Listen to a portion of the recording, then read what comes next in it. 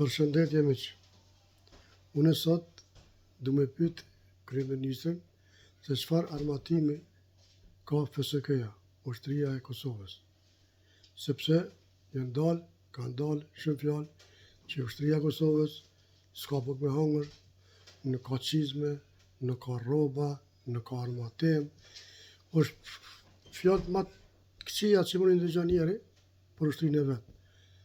E sot do pyes, do ndëgjojmë së bashku se çfarë armatimi ka FSK-ja, edhe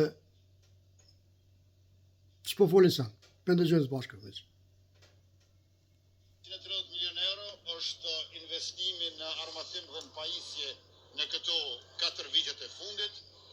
Më përpara, ushtria jonë ka pasur veç automatik të llojit Heckler Koch dhe revolje, që do të thotë se ka qenë më pak e pajisur edhe se vetë policia e Kosovës.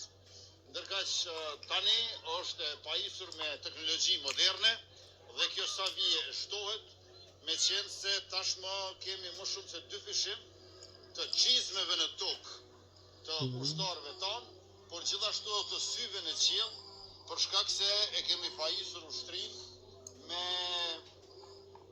drona Skydagger dhe TB2, Bayraktar nga Turqia, Puma nga Shtetet e Bashkuara të Amerikës, e do ta kemi së shpejti edhe fabrikën e municionit, si dhe të prodhimit të dronave made in Kosova.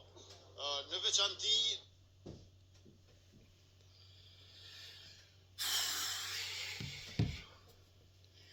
Qa më thonë me shtyne që kanë bërë dezinformat tonë kohën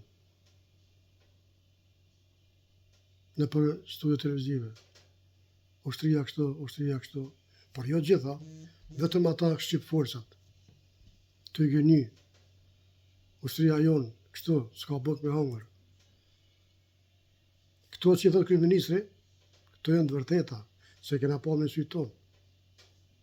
Nuk janë qenë fjallë hava, por kena pa me sy tonë se çfarë armatimi ka, çfarë buxheti ka. Po flasim për 5 vite, jo më shumë, vetëm për 5 vite. Se ato 20 vjet, ma herët, na i tregoj se çka kanë pas. Një kallash e një LT. E tash ata, më që me akuzu kryeministrin me 460 milion euro në armatim. Po kështë turpi i botës, për që marrja nuk përmit ka kërkon miq. Për si balit marrja nuk përmit ka kërkon.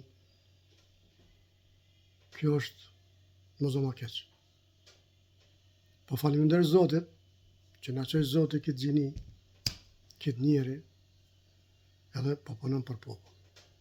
Zoti rujt me familje, Zoti rujt ju me miqtë e mi, gjithashtu, edhe ata tjerë që më shajnë më fëndojnë, ata i rujt i madhe Zot, s'ka problem, se për mlef e kanë, se kanë kështë për mlef e kanë.